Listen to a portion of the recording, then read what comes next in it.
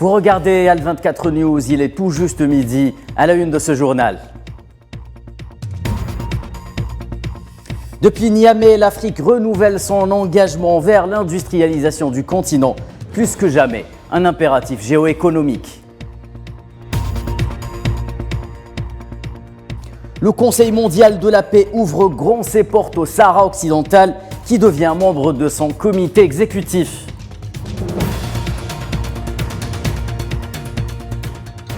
Paris et Berlin tentent de dépasser leurs différends économiques et signent un accord de soutien mutuel.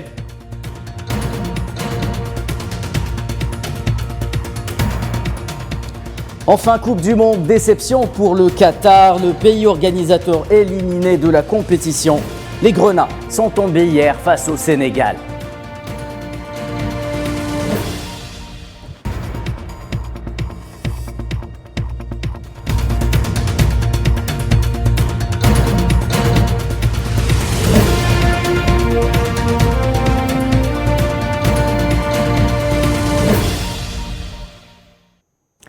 Madame, Monsieur, bonjour. Je vous en parlais, tonton, titre baissé de rideau hier sur les travaux du 17e sommet extraordinaire de l'Union africaine sur l'industrialisation et la diversification économique en Afrique, avec à la clé un engagement renouvelé en faveur de la redynamisation industrielle d'un continent riche en ressources naturelles et désormais doté d'un mécanisme d'intégration de choix, la zone de libre-échange africaine.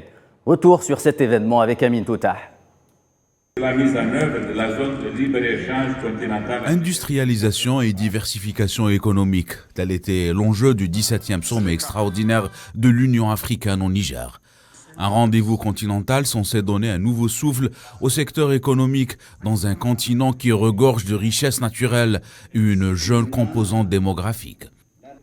Dans ce sillage, l'Algérie, qui a engagé plusieurs réformes économiques, estime que la création de la zone de libre-échange africaine, la ZLECAf, comme une réalisation vitale de l'intégration continentale afin d'atteindre l'objectif de voir un continent prospère reposant sur un développement inclusif et durable à travers un espace économique attractif évalué à 1,3 milliard de personnes et garantissant le libre-échange pour 55 pays du continent.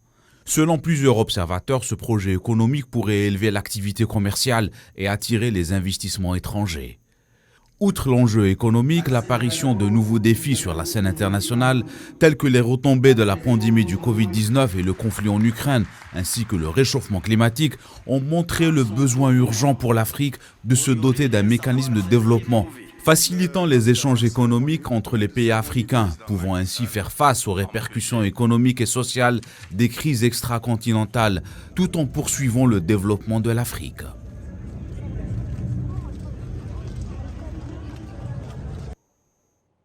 Et le programme de réforme économique mis en place par le président algérien Abdelmadjid Tebboune, salué depuis Niamey lors de ce sommet africain.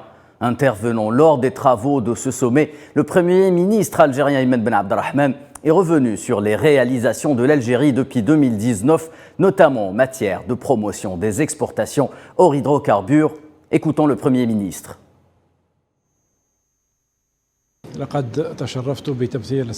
J'ai eu l'honneur de représenter Monsieur le Président de la République Abdelmadjid Tebboune lors de ce 17e sommet extraordinaire de l'Union africaine sur l'industrialisation et la diversification économique en Afrique, ainsi que la zone de libre-échange ZLECAf. Nous y avons exposé la vision de l'Algérie concernant ces deux dossiers centraux, dans le cadre de l'intégration africaine et également les réalisations de l'Algérie durant ces dernières années, conformément au programme de relance du président de la République, notamment sur le volet industriel, comme le démontre le triplement du niveau des exportations hors hydrocarbures algériennes par rapport à 2019.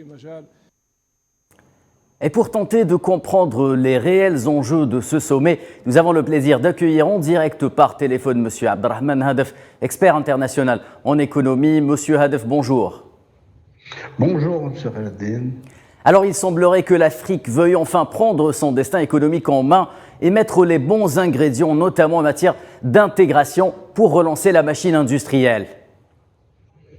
Effectivement, je pense que d'après une brève lecture du contexte international, l'Afrique constate qu'elle a beaucoup de vulnérabilité aujourd'hui et de retard par rapport à son inclusion économique. Et je pense à travers cette 17e session extraordinaire de l'Union africaine, c'est avec la thématique de la relance industrielle et surtout la mise en œuvre de l'accord de libre-échange, je pense que les Africains sont vraiment devant un enjeu de taille pour essayer d'améliorer l'inclusion et surtout la complémentarité au niveau africain.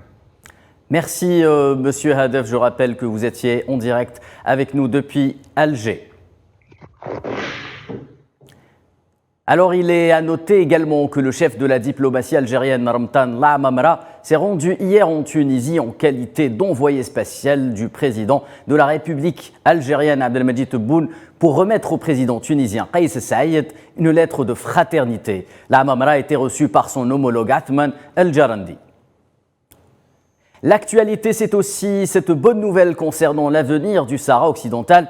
Le Conseil mondial de la paix a annoncé depuis le Vietnam l'adhésion de la République sahraoui et son élection en tant que membre du comité exécutif de l'organisme, tout en réitérant son engagement en faveur du droit du peuple du Sahara occidental à l'autodétermination.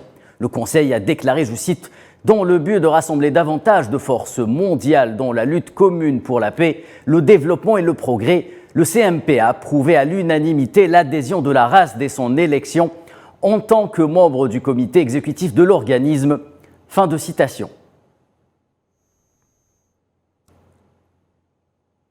Et direction le vieux continent froid sur un certain nombre de dossiers, notamment économiques. Paris et Berlin se sont retrouvés hier autour de la table pour signer ce qu'ils ont appelé un accord de soutien mutuel en vue de garantir leur approvisionnement énergétique, disent-ils.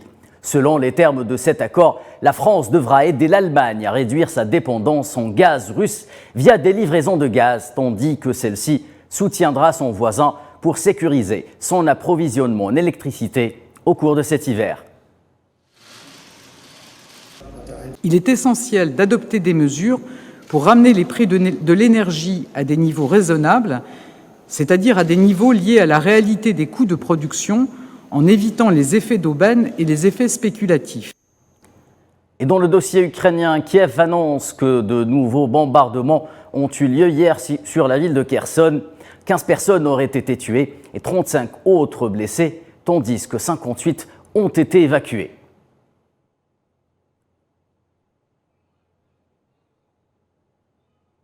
Ukraine toujours avec les pannes de courant qui persistent. Quelques 6 millions de foyers seraient privés d'électricité depuis au moins 3 jours selon le président ukrainien Volodymyr Zelensky.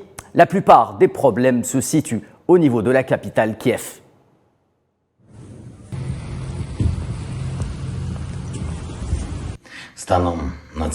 Ce soir, des coupures se poursuivent dans la plupart des régions et à Kiev.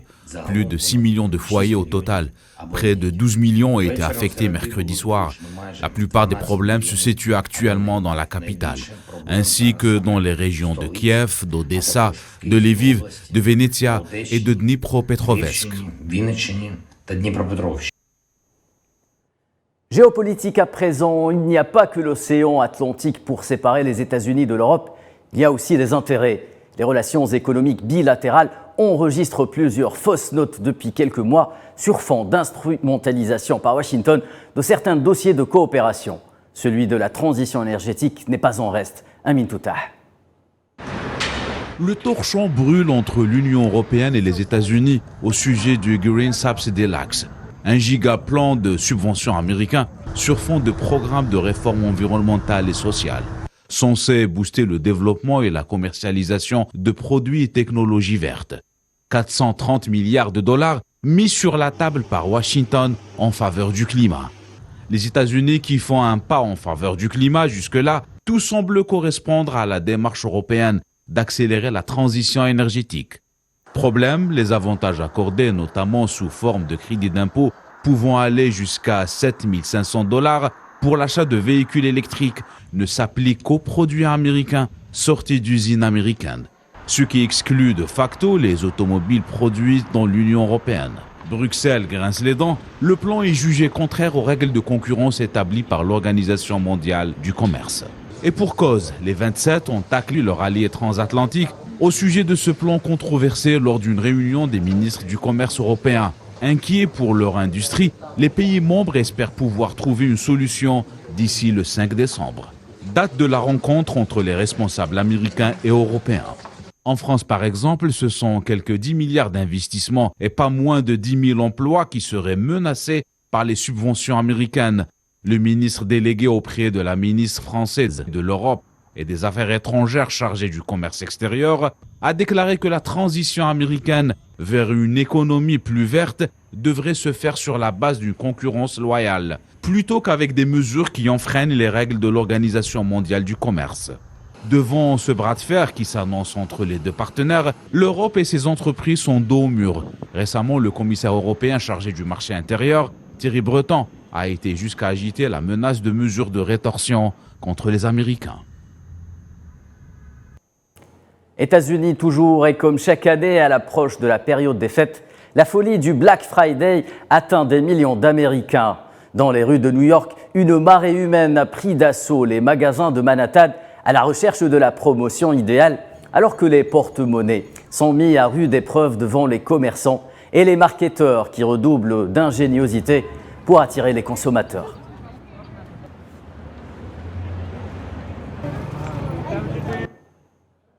Direction le Kazakhstan où le président Kassim Tokayev a prêté serment pour un deuxième mandat. Réélu à la tête du pays avec plus de 81% des voix, Nikolaïev a promis d'être fidèle à la confiance que le peuple kazakh a placée en lui et s'est engagé à œuvrer à la transformation de la nation asiatique en un État prospère.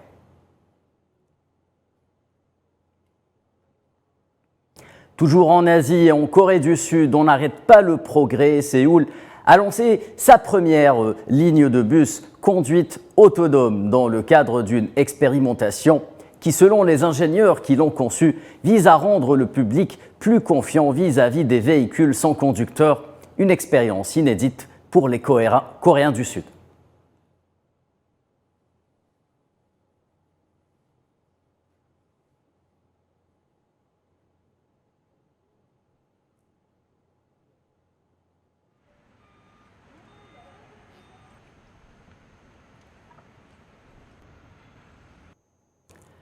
Ouvrant la page Coupe du Monde, et c'est aussi le terrain et cette triste nouvelle pour le Qatar qui a quitté la compétition hier à la suite d'une défaite contre le Sénégal sur le score de 3-1.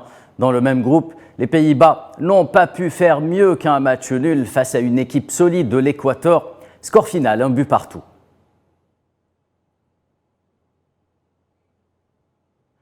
Coupe du Monde toujours, et dans le groupe B, l'Angleterre a été tenue en échec hier par les États-Unis et rate l'occasion de se qualifier directement pour les huitièmes de finale. Dans l'autre match du groupe B, l'Iran est venu à bout du pays de Galles sur le score de 2-0. Avec cette victoire, les Iraniens ont donc pris une option sur la qualification au deuxième tour.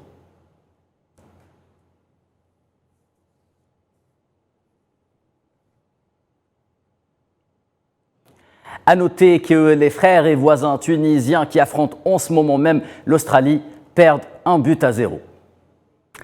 Voilà, c'est la fin donc de ce Midi Info, mais l'information continue sur Al24 News. Excellent après-midi à tous.